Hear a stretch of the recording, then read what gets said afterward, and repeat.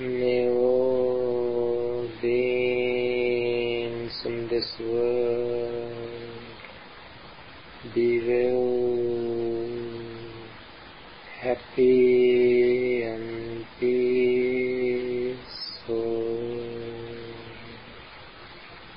Mentally say, may all beings in this world be well, happy and peaceful. May all beings in this world be well, happy and peaceful.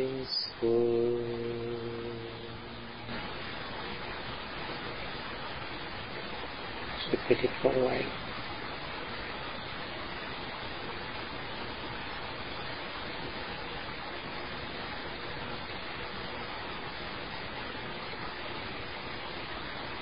Homage to Him, the Blessed One, the Worthy One, the perfectly self-awakened One.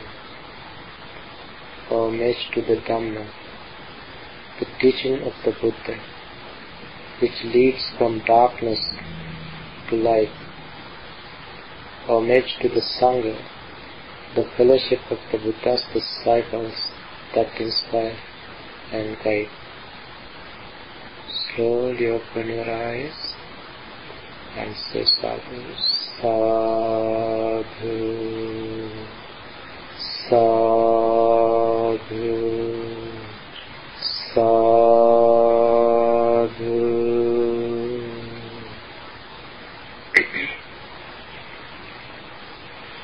Now it's time for the Dhamma talk.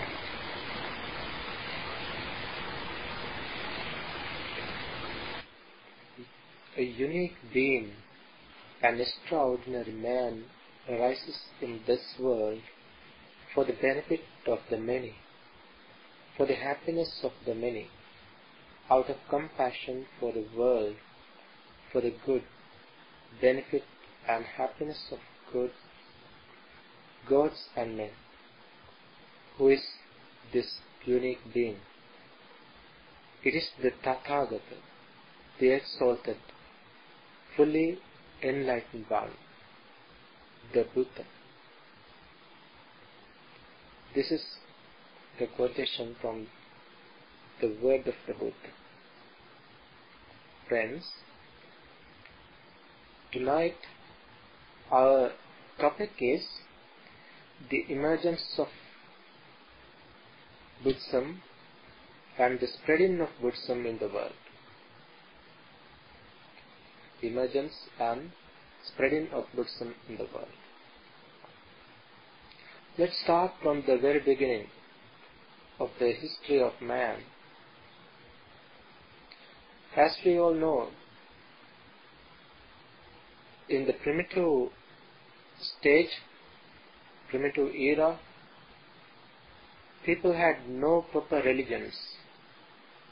They just worship, they just respect the natural forces such as the sun, the moon, huge trees and rocks like that.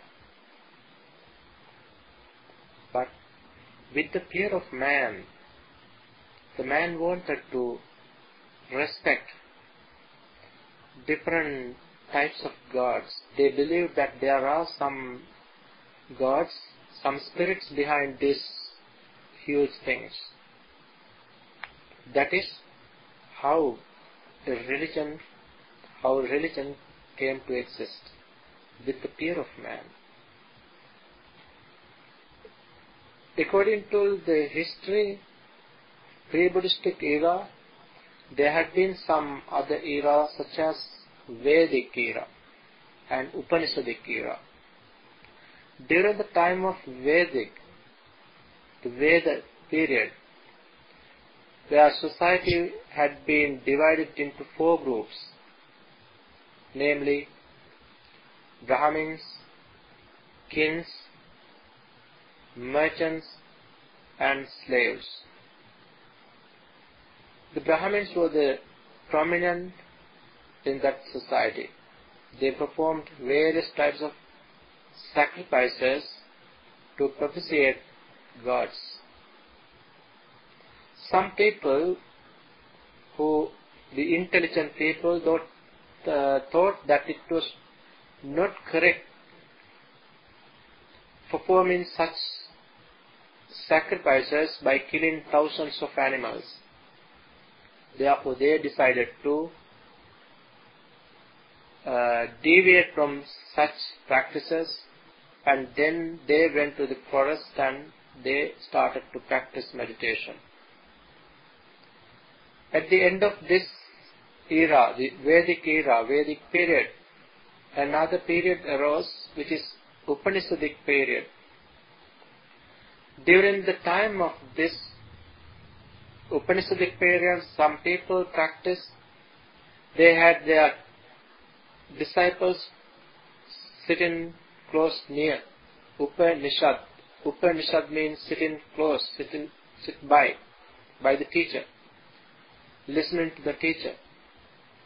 So the teacher taught the students when they sit closer to the teacher. During that time also they practiced, they believed that there is a supernatural power, that is the Creator. Not only Creator, they believed the permanent entity within and without, that which is known as soul or self. Towards the end of Upanishadic period, Buddhism arose with the birth of Prince Siddhartha. Siddhartha was born in the 6th century BC, that is 623 BC to be exact. Prince Siddhartha was born on the full moon day of May, which is now known as Vesak. And now it has been recognized by the nations, by the United Nations, as the holiest day for Buddhists all over the world.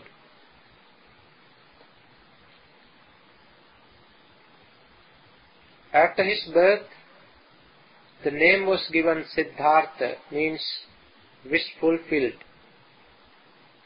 His father was a king named Suddhodana.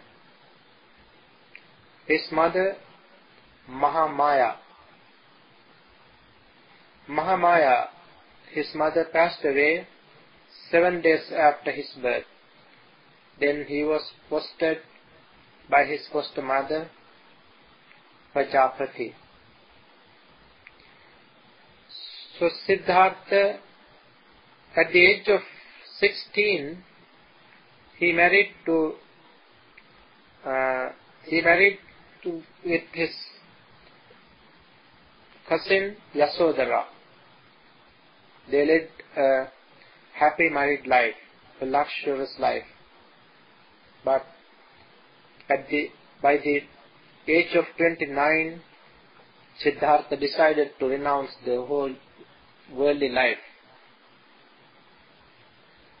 It is because Siddhartha was a contemplative prince. From his birth, according to the Buddhist texts, from his birth, he was a contemplative prince. He renounced the worldly life at the age of 29, and then seeking what is truth, seeking a way to escape from birth, he went from place to place, seeking different teachers, he met several teachers.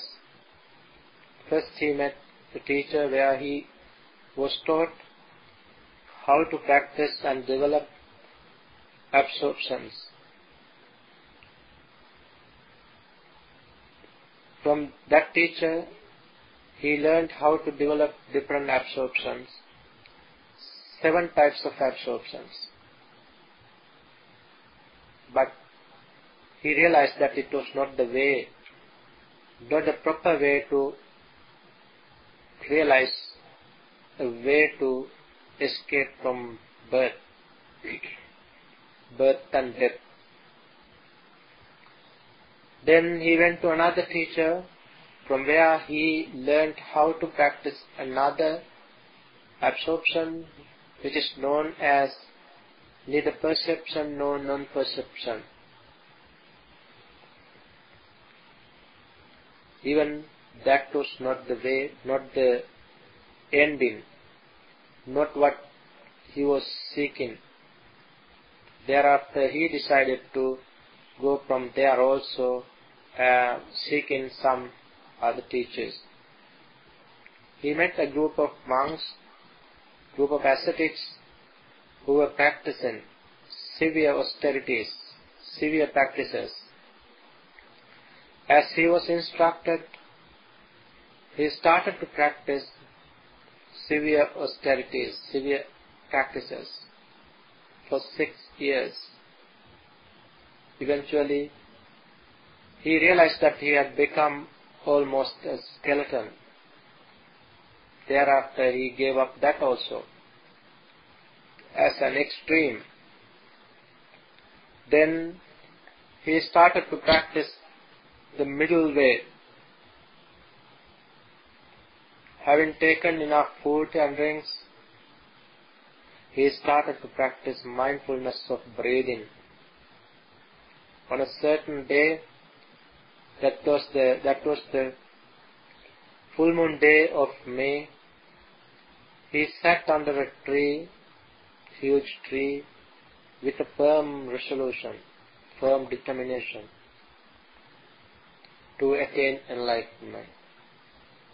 With that determination, he started his meditation, mindfulness of breathing, and by the dawn of next day, he became the Buddha of our era.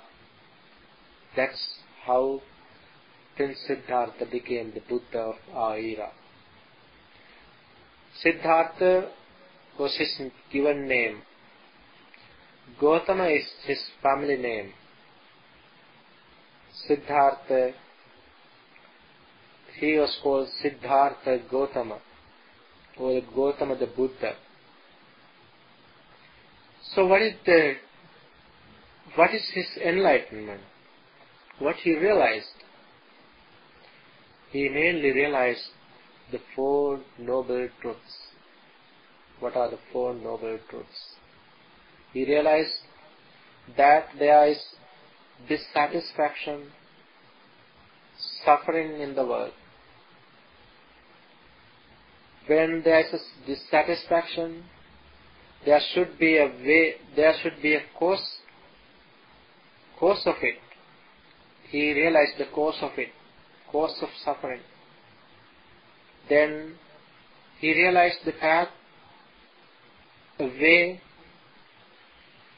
He realized the cessation of dissatisfaction. That is what we call Nibbana, the ultimate bliss. For that, he realized a way which is called middle path, middle way, or the Eightfold Path. Those are the 4 noble truths. Then he realized the whole system of world is interconnected, interrelated. Things are interdependent. That is another principle he realized on that special day. And again he realized The things in the world are ever changing. Ever changing. Whatever is in the nature of changing, it is in the nature of dissatisfaction. Whatever is in the nature of changing, dissatisfaction, that is in the nature of soullessness. There is no permanent entity in the world. So, this principle is called three characteristics of existence. So the Buddha realized this Dhamma, the teaching, by 588 BC. That is 588 years before Jesus was born. That attainment of enlightenment is, that knowledge is something unheard before. As the Buddha delivered his first sermon, the maiden sermon, just after 2 months of his enlightenment, in his maiden speech, maiden sermon, said that there are two extremes in the world. One is sensual indulgence. One extreme is sensual indulgence, and the other is self-mortification. The Buddha instructed his disciples not to follow these two extremes, but to follow the middle way, middle path, which consists of 8 folds. So that is how the Buddha realized this Dhamma and delivered his first sermon. After his first sermon, the Buddha established a ministry, the order. Actually, the Buddha established the order for both monks and nuns. Both had equal rights. The Sangha, they all are called Sangha, Bhikkhu Sangha and Bhikkhuni Sangha. Sangha means group, community.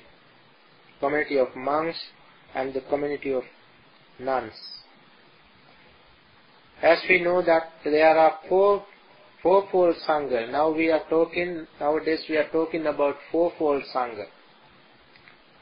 Bhikkhu, Bhikkhuni, Upasaka and Upasika. Bhikkhu are monks, Bhikkhunis are nuns, Upasaka means lay followers, Upasika lay women followers. Lay male followers and women followers. So the Buddha very clearly said that where there is the middle path, middle way, whatever the religion, if there is a middle way, there are 4 stages of holy life. 4 stages of holy life. What are the 4 stages of holy life? As the results of one's practice, one can attain these 4 stages.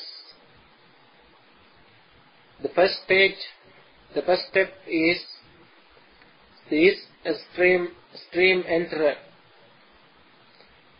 As the results of destroying, eradicating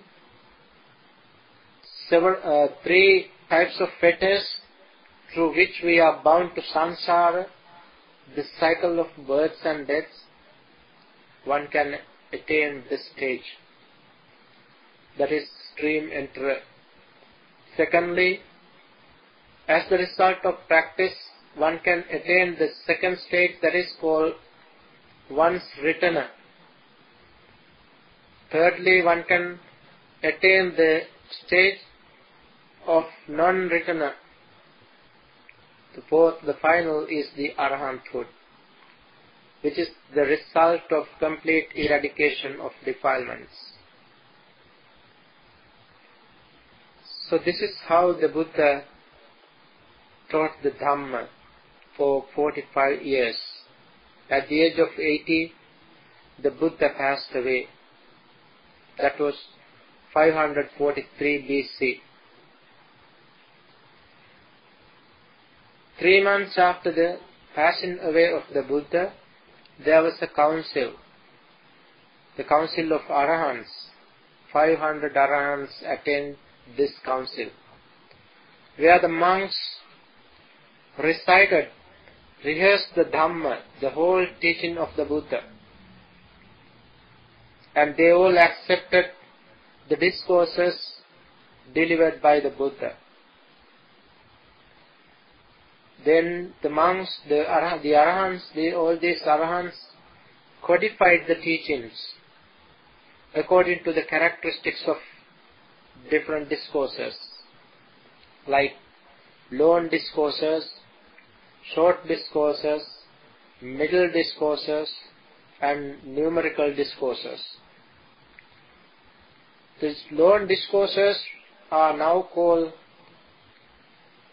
dialogues of the Buddha, or as we find a book, Thus Have I Heard, by Maurice Walsh. We can read it in English. The book Thus Have I Heard by Maurice Walsh. And then they found some short discourses which are known as connected discourses or kindred sayings. Now they found middle discourses which are now known as middle length sayings. And again they found some discourses like numbers, like ones, twos, threes, like that. Numerical discourses. They put them in a numerical order, ascending numerical order, from 1 to 11, which are called numerical discourses. So that is how they codified these teachings, and then these teachings were conferred to the different groups to protect them. To the groups, the teaching was given to protect them, to preserve them. From that time, for about 460 years, they preserved this teaching, this wonderful teaching from teacher to pupil lineage. That is how this Dhamma, the teaching of the Buddha, was protected by monks. For the first time, this teaching, which was in Pali, in Magadhi language, Pali, which is known as today Pali, this language. So for the first time, this Dhamma was written in Sri Lanka by Sri Lankan monks. That was around 75 BC. 75 BC. That is before Christ.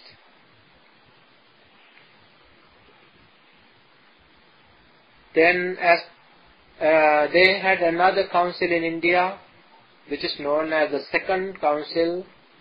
That was 100 years after the demise of the Buddha.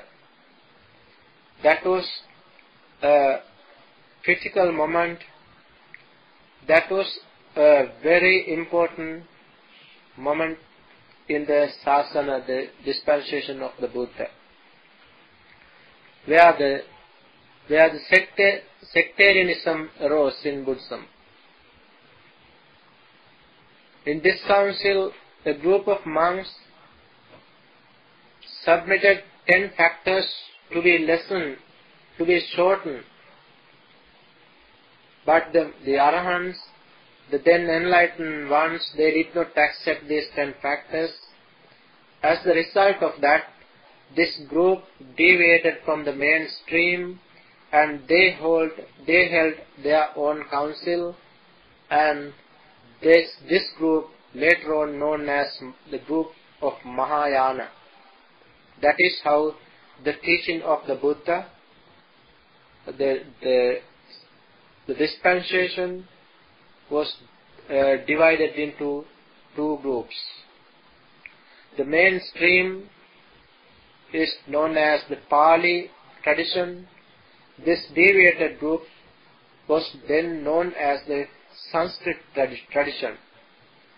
They themselves wrote discourses in Sanskrit. Later on, it was these discourses which took to China and translated into Chinese. With that introduction, Chinese Buddhism or Mahayana Buddhism came to exist. Now the mainstream, by 2236 BC, during the time of the Emperor Asoka in India, held another council in which they rehearsed the Dhamma, the teaching of the Buddha, and then with the assistance, with the patronage of King Asoka, the Emperor Asoka, Buddhism spread to many other countries in the world. As the result of this, Buddhism was introduced to Sri Lanka. When Buddhism was introduced to Sri Lanka, the Sri Lankan monks and nuns, they preserved Buddhism as its pristine, pure nature. So the Buddha's teaching, as I said, for the first time they wrote in Sri Lanka. The monks of Sri Lanka, they wrote these teachings of the Buddha. Thereafter, Buddhism was introduced from Sri Lanka to China, Sri Lanka to Burma, Myanmar, and then to Thailand, and from Thailand to Laos and Cambodia as well. And from then, somewhere around 206 BC, Buddhism was introduced to China, and then from China to Korea to Japan. That is how Buddhism spread in Asian countries, Asia and Southeast Asia. Now, how Buddhism came to West? The Buddhism,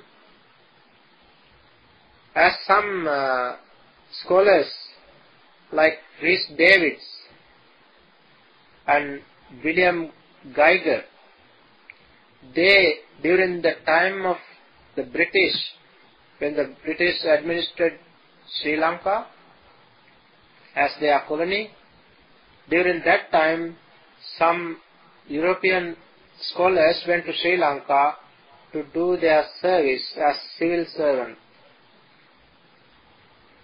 They learned Pali and Sinhala both, like Rhys Davids and William Geiger.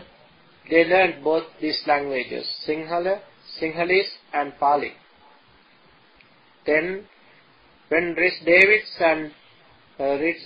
came back to London, he started to translate the teachings of the Buddha into English, from Pali to English. As the result, he himself started the Pali Test Society of London, together with the assistance of Mrs. Davids. They started this Pali Test Society in 1881.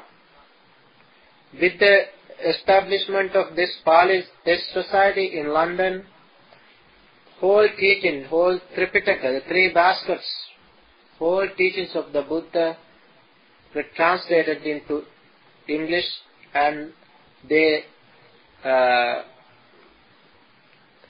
spread this Dhamma, the teaching of the Buddha, in the European countries. There was in America. Now let's understand how Buddhism came to America. By 1853, a Chinese temple was built in San Francisco. That was the first temple in America.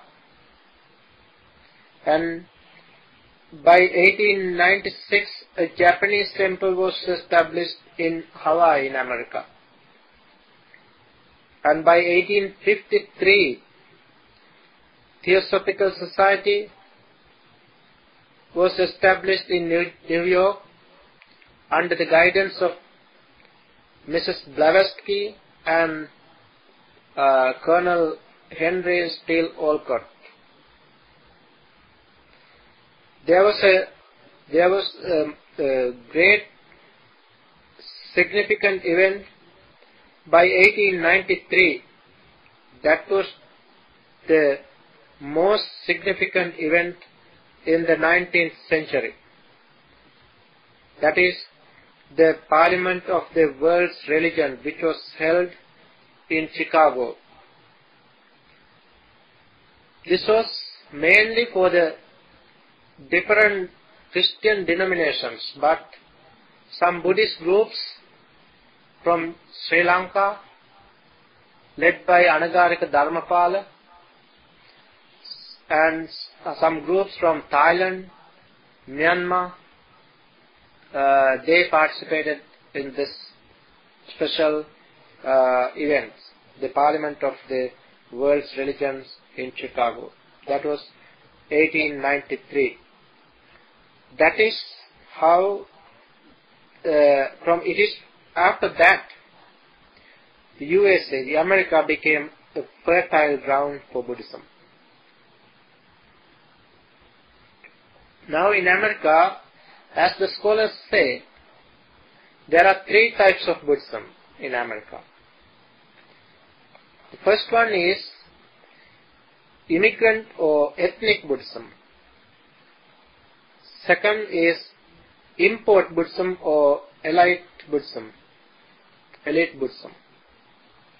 Third one is called export Buddhism or evangelical Buddhism. Those are three types of Buddhism in America. According to some scholars, now by 1990, there were 5 to 6 million of Buddhists in America. Now it should be around 8 million. Now let's see how Buddhism came to Canada. The first missionaries to Canada, Venerable Sonada and Nishijima, Japanese, they came to Canada in 1899 as missionaries. Then the first temple was built at Ishikawa Hotel in Vancouver by 1905. That's how Buddhism came to Canada. Now there are by 2001 there had been around 300,000 Buddhists in Canada.